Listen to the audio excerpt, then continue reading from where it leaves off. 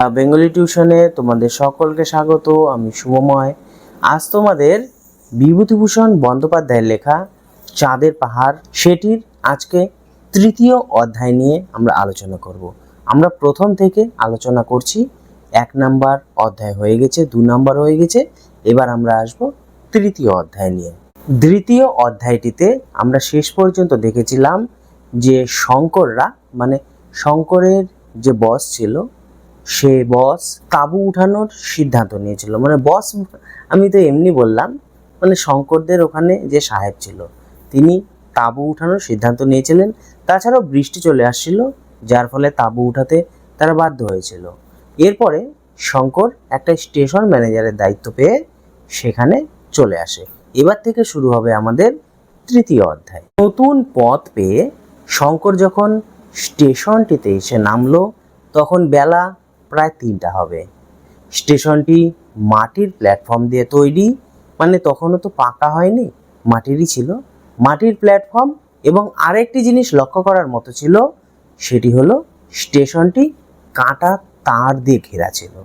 মানে শুধু যেটা রেল লাইন যেটা সেটার দুদিকে খোলা, কিন্তু বাকি যে সবগুলো সে বাকি দিকগুলোতে কাঁটা তারের ঘেরা ছিল। শঙ্কর বুঝতে পারেনি প্রথমে কেন কাঁটা তার দিয়ে ঘেরা ছিল। স্টেশনটির পেছন দিকে স্টেশন ঘর বা কোয়ার্টার, সেগুলি ছিল পায়রার খোপের মতো। মানে একজন দাঁড়ালে আর একজন সেখানে থাকবার বা শোবার জায়গা ছিল না, খুবই ছোট ছোট। এবং শঙ্করকে যে ট্রেনটি নিয়ে আসলো সেই ট্রেনটি কিসুমুর দিকে চলে গেল। মানে একটি ট্রেন সকালে যায় এবং বিকালে সেটি ব্যাক করে, ওই একটি ট্রেন ওদিক দিয়ে যাতায়াত করে। স্টেশনটিতে শঙ্কর একাই কর্মচারী, নেই কোনো পয়েন্টসম্যান, নেই কোনো গার্ডস, নেই কোনো কুলি।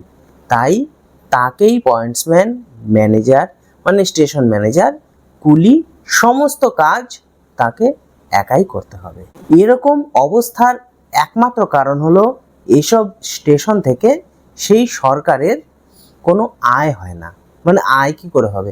স্টেশনটা তো জঙ্গলের মধ্যে, সেখানে তো কোনো মানুষজন নেই। তো মানুষজন না থাকলে ট্রেনে কে যাবে? তো যার ফলে সরকারের সেখান থেকে কোনো আয় হয় না।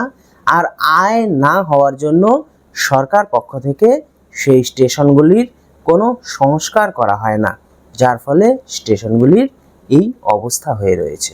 সুতরাং শঙ্করের হাতে প্রচুর অবসর, মানে শুধু যখন ট্রেন আসবে সেই সময়টি তার চার্জ বুঝে নিতে হবে, বাকিটা সে যে কোনো কাজ করেই কাটাতে পারে। এর আগের যে স্টেশন ম্যানেজারটি ছিল তিনি ছিলেন গুজরাটি, বেশ ইংরেজি জানেন তিনি। সেই গুজরাটি ভদ্রলোকটি শঙ্কর যখন এসে উপস্থিত হলো তার জন্য চা বানিয়ে নিয়ে আসলো। মানে তিনি অনেক দিন কোনো ভারতবর্ষীয়র সাথে কথা বলেননি, যার ফলে সে মন খুলে তার সাথে কথা বলল। তারপর তারা স্টেশনে অনেকক্ষণ ধরে পায়চারি করলো এবং গল্প করলো। বলা যেতে পারে শঙ্কর তখন সেই গুজরাটি ভদ্রলোকটির কাছে জিজ্ঞাসা করেছিল যে এখানে কাঁটাতারের বেড়া কেন?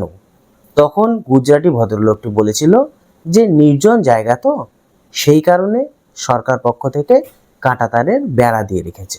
শঙ্করের মনে হলো লোকটি যেন কোনো কিছু লুকিয়ে নিল তার কাছ থেকে। যাই হোক, শঙ্কর আর বেশি তার কাছে জোরাজুরি করলো না। এরপরে রাত্রিবেলা সেই গুজরাটি ভদ্রলোকটি শঙ্করকে রুটি বানিয়ে খেতে দিল। তখন সে একটি জিনিস বলল যে যা ভুলে গেছি। কি ভুলে গেছিল বলো তো? সে জল রাখতে ভুলে গেছিল। মানে সেখানে খাবার জল পাওয়া যায় না, ট্রেন থেকে তোমাকে জল নামাতে হবে। যদিও একটা কুয়ো রয়েছে কাছে, কিন্তু সেই কুয়োর জল খুবই তেতো, সেটা দিয়ে বাসন মাজা আর স্নান ছাড়া আর কিছুই হয় না। শঙ্করের মনে হলো বেশ তো জায়গাটা, জল নেই, খাবার নেই, কোনো লোকজন নেই, তাহলে এখানে প্ল্যাটফর্ম কেন করলো সরকার পক্ষ থেকে? যাই হোক, এসব সে চিন্তা করতে থাকে। পরের দিন গুজরাটি ভদ্রলোকটি ট্রেনে উঠে চলে যায়। শঙ্কর পড়ে যায় একা একা। একা একা সেই স্টেশনে তখন থাকে, মানে স্টেশনের সমস্ত কাজ তাকেই করতে হয়। শঙ্কর রাঁধে, খায়, অন্যান্য কাজ করে। ট্রেন যখন আসে তখন প্ল্যাটফর্মে যায় এবং তারপর আর তার কোনো কাজই থাকে না। স্টেশনের চারদিকে ধু ধু সীমাহীন প্রান্তর, ইউকা গাছের বন, এছাড়াও সেখানে কাঁটাতারের ঘেরা, তো বাইরে যাওয়া যায় না। আর তাছাড়াও গুজরাটি ভদ্রলোকটি তাকে বলে গিয়েছিল স্টেশন থেকে দূরে না যেতে, মানে স্টেশনটাই একমাত্র নিরাপদ জায়গা, কিন্তু কেন যাবে না, কি ভয় রয়েছে সেটি বলে যায়নি। শঙ্কর অবশ্য সেই উত্তরটি সেদিন রাতেই পেয়েছিল। শঙ্কর তার অভ্যাস মতো মানে ঘরে বসে সে ডায়েরি লিখছিল। তার সামনে আলো ছিল, বাতি, আর যে দরজাটি ছিল সে দরজাটিতে কোনো আগল দেওয়া ছিল না বা ছিটকানি দেওয়া ছিল না, দরজাটি ছিল খোলা কিন্তু চাপানো ছিল। শঙ্কর যখন বসে বসে ডায়েরি লিখছিল সেই সময় তার চোখ হঠাৎ করে দরজাটির দিকে পড়ে। দরজাটি ছিল কাচের। সে দেখতে পায় দরজাটিতে নাক লাগিয়ে একটি সিংহ দাঁড়িয়ে রয়েছে। মানে সিংহটি হয়তো ভেবেছিল যে দরজাটি লাগানো আছে, কিন্তু সিংহটি যদি চাইতো একটু ঠেলতে তাহলেই কিন্তু দরজাটি খুলে যেত।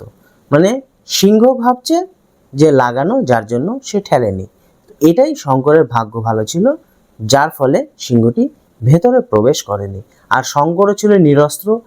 ডায়েরি লেখার শুধুমাত্র একটা রুল তার কাছে ছিল, আর কিছুই ছিল না তার কাছে। সিংহটা অনেকক্ষণ ধরে শঙ্করের দিকে তাকিয়েছিল। শঙ্করও তার দিকে তাকিয়ে থাকলো।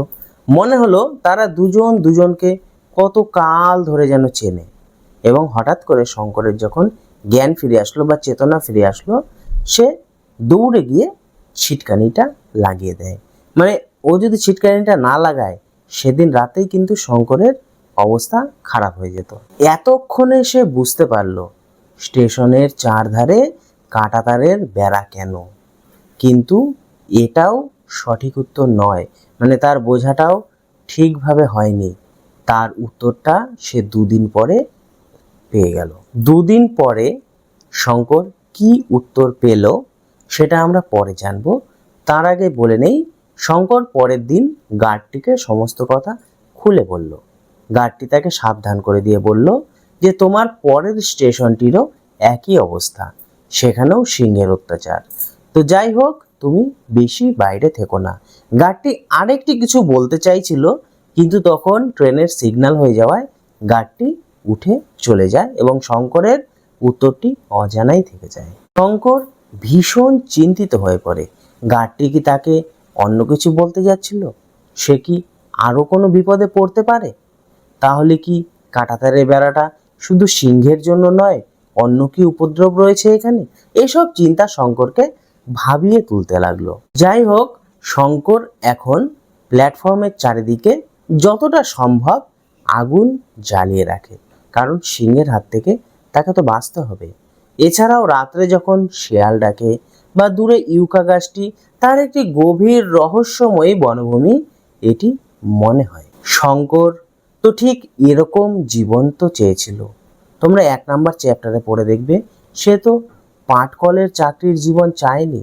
সে তো এরকমই জীবন চেয়েছিল যেখানে সে একা একা থাকবে, যেখানে অ্যাডভেঞ্চার থাকবে। এই জীবনটি শঙ্কর পেল, এটি বলা যায়। দুদিন বাদে শঙ্কর যখন বিকেলে ট্রেনটি রওনা করে দিয়ে রান্নাঘরে ঢুকতে যাবে, তখন যে খুঁটিটি রয়েছে সেটির কাছে গিয়ে সে 3 হাত লাফিয়ে চলে আসে। কিছু একটা দেখছে। কী ছিল বলো তো? খরিশ গুখরো সাপ। যেই সাপের ছোবলে মানুষের মৃত্যু অনিবার্য, সেই সাপটি তার রান্নাঘরের যে খুঁটিটি রয়েছে সেই খুঁটিতে পেঁচিয়ে রয়েছে। আর 2 সেকেন্ড যদি দেরি হতো শঙ্করের, তাহলেই তার ছোবলে সে হয়তোবা মারা যেত। এবার শঙ্কর চিন্তা করছে সাপটিকে কিভাবে মারা যায়, কিন্তু এটা চিন্তা করতে করতেই সাপটি খুঁটি বেয়ে উপরে চালে উঠে যায়। শঙ্কর তো অদ্ভুত বিপদে পড়ল। রাত্রিবেলা সিংহ, দিনের বেলা, দিন কেন যে কোনো সময় সাপের উপদ্রব। আর সিংহকে তো আগুন জ্বালিয়ে দূর করা যাবে, কিন্তু সাপকে সেটা তো আর আগুন জ্বালিয়ে দূর করা যাবে না। যাই হোক, যেইখানে সে সাপটিকে দেখছিল সেখানেই তো তাকে রান্না করতে হবে। অগত্যা কিছু খুঁজে না পেয়ে সে সেইখানে তাড়াহুড়ো করে একটু রুটি বানিয়ে নিয়ে কোয়ার্টারে ঢুকে গেল। পরদিন যখন ট্রেনটি আসলো সেখান থেকে একটি কুলিকে নিয়ে শঙ্কর তার মালপত্র খাওয়া দাওয়াগুলো নামিয়ে নিল, কারণ সরকার পক্ষ থেকে মোম্বাসা থেকে খাবার এবং জল এই সমস্ত স্টেশনে সাপ্লাই দেওয়া হয়। তবে এটা ফ্রিতে নয়, বলে রাখা ভালো। এটা যখন তাদের বেতন দেওয়া হয় সেখান থেকে টাকা কেটে নেয়। যাই হোক, সেই কুলিটিকে নিয়ে পরবর্তীতে শঙ্কর অনেক কিছু জিজ্ঞাসা করতে পারে। সেই ভয়ে কুলিটি তাড়াতাড়ি মাল নামিয়ে ট্রেনে উঠে গেল। তার 2 দিন পরে ট্রেন ছেড়ে দিয়ে আবার ঘরে ঢুকতে যাবে, এমন সময় আর একটু হলেই সাপের মাথার মধ্যে সে পা দিয়ে দিয়েছিল, এবার নিচে মেঝেতে। এমন অবস্থা, তাহলে ভাবো, সেই খরিশ গুখরো সাপ। এটা যে পূর্বের সাপ হবে এমন কথা নয়, এটা অন্য সাপও হতে পারে। সাপ তো ওইভাবে চেনা যায় না। শঙ্কর ভাবলো হয়তো বা অন্য কোনো সাপ। শঙ্কর সেই দিনই প্ল্যাটফর্ম এবং তার কোয়ার্টারের আশেপাশে বিভিন্ন জায়গা পরীক্ষা করে দেখলো এবং দেখতে পেল বিভিন্ন রকম ছোট ছোট গর্ত রয়েছে কোয়ার্টারের পেছন দিকে, স্টেশন ঘরের পেছন দিকে, রান্নাঘরের পেছন দিকে, বিভিন্ন জায়গায় ছোট ছোট গর্ত। এগুলো ইঁদুরের গর্তও হতে পারে, আর ইঁদুর থাকলে তো সাপ আসবে, এটা স্বাভাবিক ব্যাপার। একদিন শঙ্কর স্টেশন ঘরে, যে মানে ন্যাচারালি যেমন ঘুমায়, শঙ্কর স্টেশন ঘরে ঘুমিয়েছিল অনেক রাত। তার আমাদের যে ইন্দ্রিয়গুলি হঠাৎ করে দেখবে কোনো বিপদের সম্ভাবনা হলে সে কিন্তু জেগে ওঠে। হঠাৎ শঙ্করের কোনো বিপদের সম্ভাবনা মনে হলো এবং সে একটু জেগে উঠল। সে কোনো রকমভাবে টর্চটিকে হাতরে খুঁজে বের করলো এবং যখনই সে জ্বালালো, থ মেরে বসে থাকলো বিছানার উপর।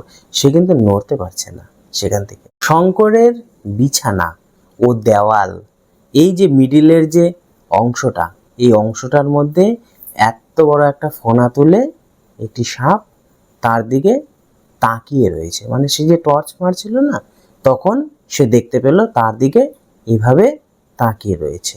এটি কোনো সাধারণ সাপ নয়, আফ্রিকার সবচেয়ে বিষধর হিংস্রতম সাপ ব্ল্যাক মাম্বা। ঘরের মেঝে থেকে সাপটা প্রায় 2.5 হাত উঁচা ফোনা তুলে দাঁড়িয়েছিল।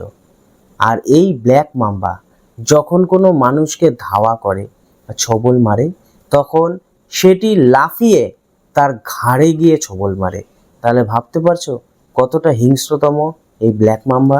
ব্ল্যাক মাম্বার হাত থেকে রেহাই পাওয়া মানে যেন পুনর্জন্ম, এ কথা শঙ্কর জানতো। শঙ্করের একটা গুণ বাল্যকাল থেকেই আছে, সেটি হলো সে বিপদের সময় তার মতিভ্রম হয় না।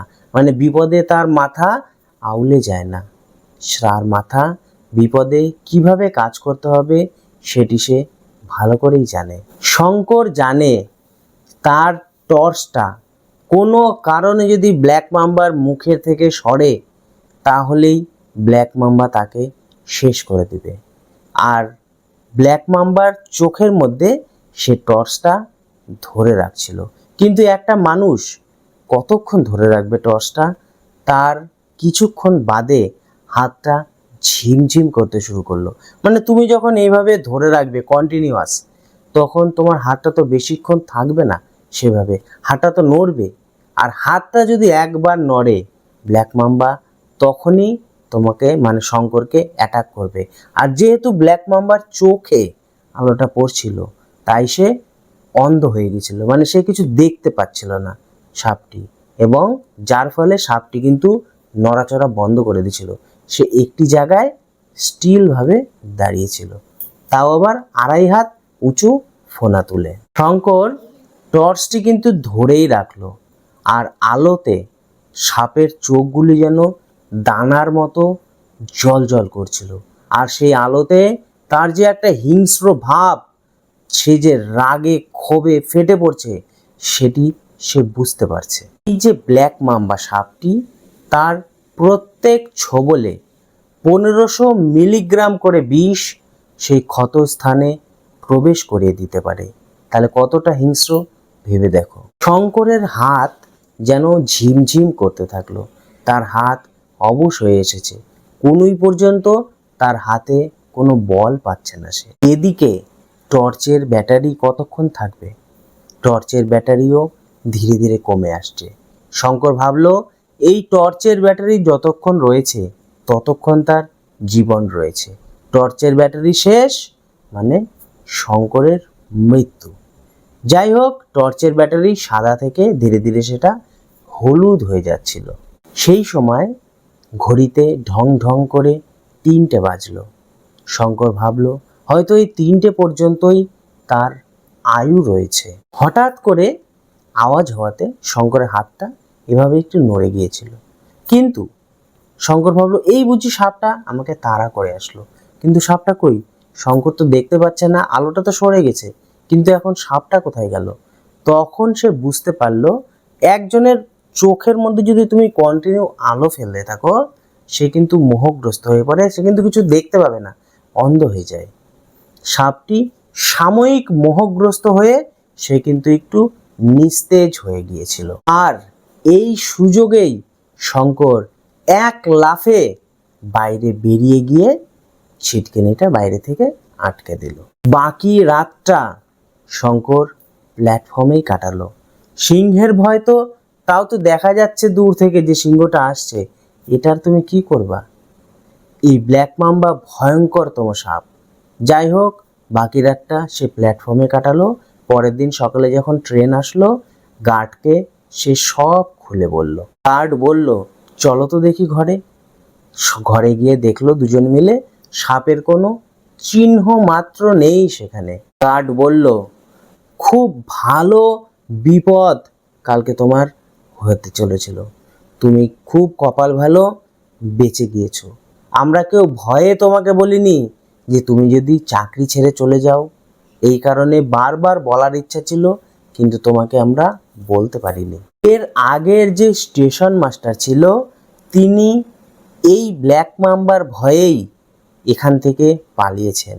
আর তার আগে যে দুজন স্টেশন মাস্টার ছিল তারা এর হাতেই ছোবল খেয়ে মরেছে। ব্ল্যাক মাম্বা যেখানে থাকে তার ত্রিসীমানায় কোনো লোক বসবাস করতে পারে না, এটাই আসল কথা। যাই হোক, গার্ডটি শঙ্করকে বলল তোমাকে আমি বন্ধু ভেবে বললাম ট্রান্সফারের দরখাস্ত করো, এখানে বেশি দিন চাকরি করো না। শঙ্কর জানায় যে ট্রান্সফার যদি আমি এখন অ্যাপ্লাই করি তার তো উত্তর আসতে অনেক দিন সময় লাগবে, আমি এতদিন করব কি? যাই হোক, তুমি আমার একটু উপকার করো। সে কিছু জিনিস চায় গার্ডটির কাছে। আমাকে একটি বন্দুক বা রিভলভার দিয়ে যেও এবং কিছু কার্বলিক অ্যাসিড অন্তত দিয়ে যেও।